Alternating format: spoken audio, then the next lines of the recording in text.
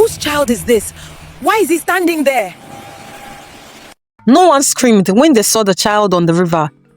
Not Naya, who had lost her little brother to these waters last year.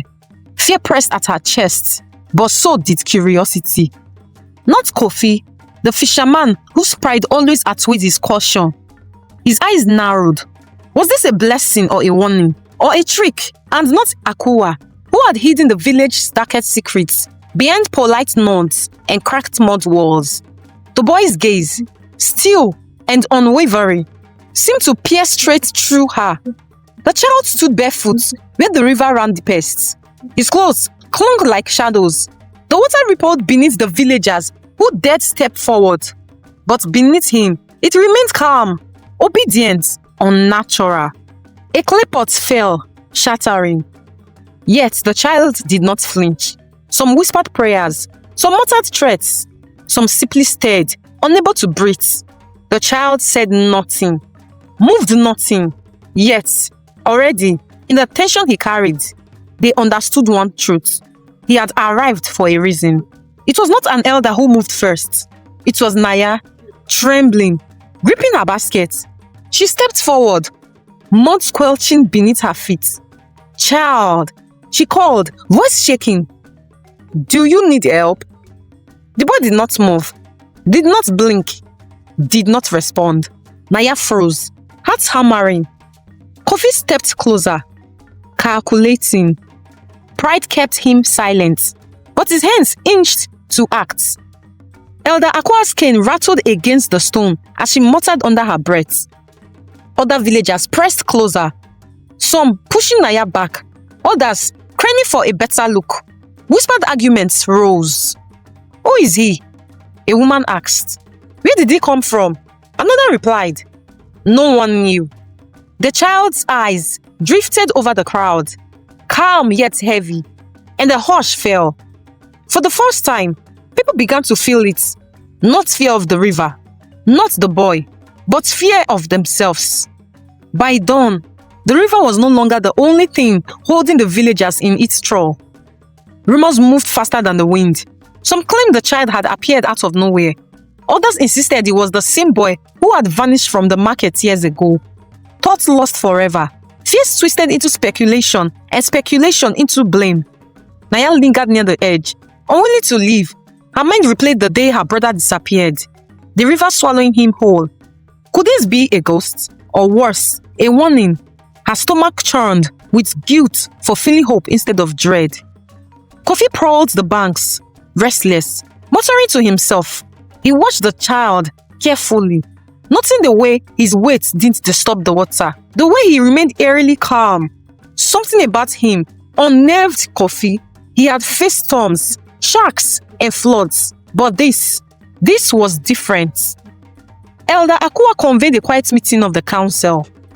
Her voice was slow but firm, carrying over the hush of the gathering. "We must act. This boy is no ordinary child," she said, scanning the crowd. "Someone knows why he is here. We cannot wait for the river to answer for us." From the back, a teenage boy snickered nervously, but even his laughter died when the child's gaze swept over him. The weight of it pressed like stone. By midday, small groups had formed. Accusations flew silently, in glances, in muttered words.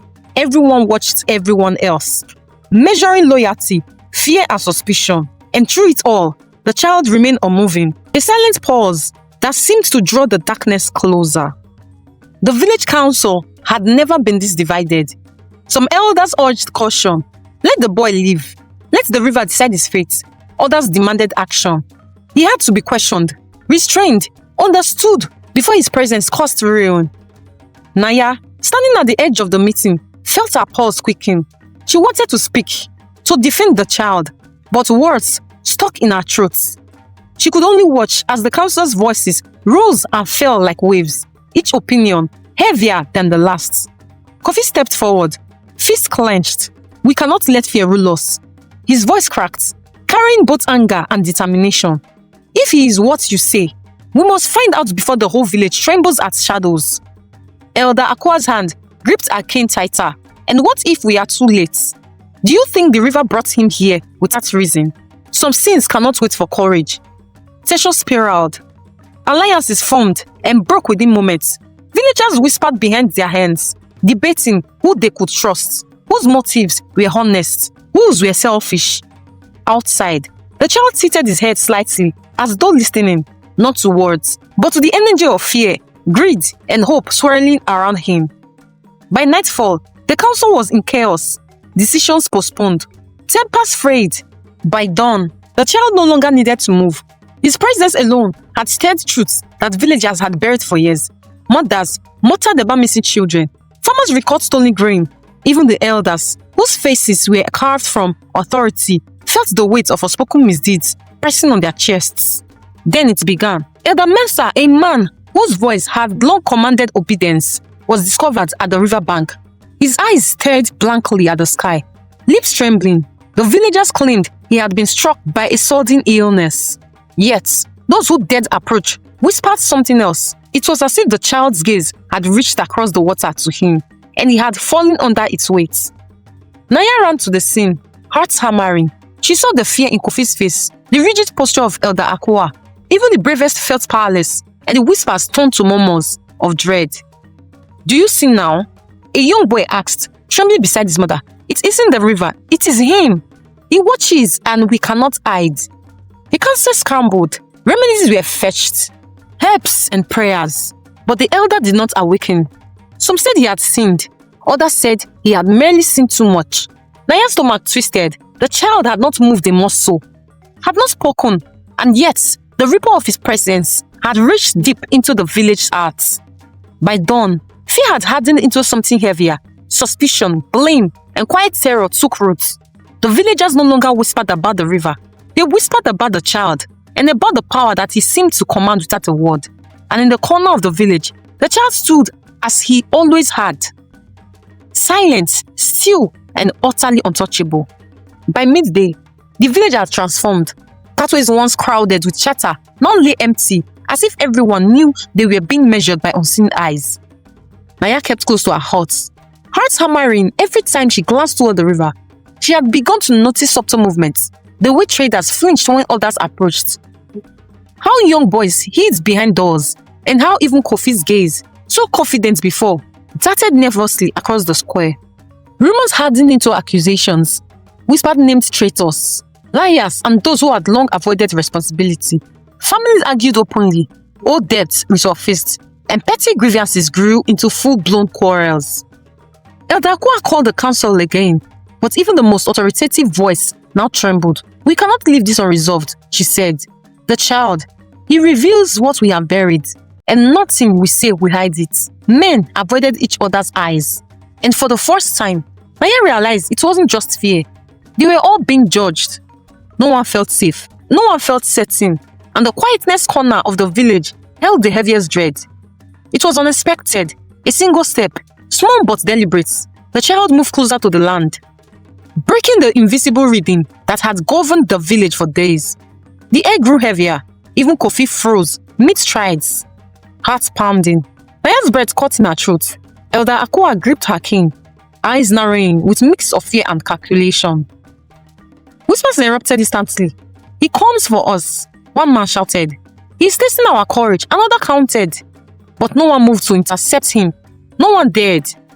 As he advanced, the subtle ripples in the river spread wider, brushing the stones at the shore like a warning, sensing the change before understanding it. The council attempted to intervene. "Step back," Elder Akua commanded, voice shaking. Kofi stepped forward, tension coiling in his chest, but the child's eyes held them both in place, not with force, but with certainty. And for the first time, villagers realized they were powerless to resist what he represented. When he finally stopped, only a handful of steps from land, silence swallowed the village. Hearts pounded. The child had stepped onto the shore, but no one knew whether he had come to save them, curse them, or reveal the truth they had hidden for too long. By midnight, the village had fractured into whispers, accusations, and trembling suspicion. Naya found herself in the center of a small crowd, watching as Kofi confronted Elder Akua. "You've known something all along," he spat, voice low but furious. "Tell us, was this boy ever lost to the river? Or Have we all been fools, dancing around our own lies? Elder Akua's hands shook, the cane rattling against the stone floor. I did not bring him here, she admitted finally, voice brittle. I knew nothing of the child's arrival, but the truth of what you fear is closer than you think. Some sins cannot be hidden. The villagers leaned in, hearts hammering. No prayer, no plea, no confession could undo what had been set in motion. Naya felt a cold shiver crawl up her spine. This was bigger than blame, bigger than fear. This child had become the mirror the village could not look away from. By dawn, every soul understood that the night's confession had changed nothing. The river, the child, the long-hidden truths, they had all arrived at the same point. There would be no turning back. The morning was still. Even the wind seemed to pause, as if holding its breath. Finally, a whisper escaped. Elder Akua. Then, the river had never taken him. He had simply been there waiting for them to reveal themselves, not to him, but to each other. Shock rippled through the village. Guilt, relief, and fear tangled in their hearts. Kofi's fist unclenched. Naya's knees weakened, and even the elders trembled. The child looked once at each of them, as if counting their sins and courage, and then turned, walking toward the forest beyond the village. No one followed. No one dared. The river's surface shimmered and flowed freely once more, indifferent, empty of miracles. But the lesson lingered. Every secret, every lie, every withheld truth had been exposed. And the village would never forget the child who had never been taken, because he had showed them the thing worse than the river themselves.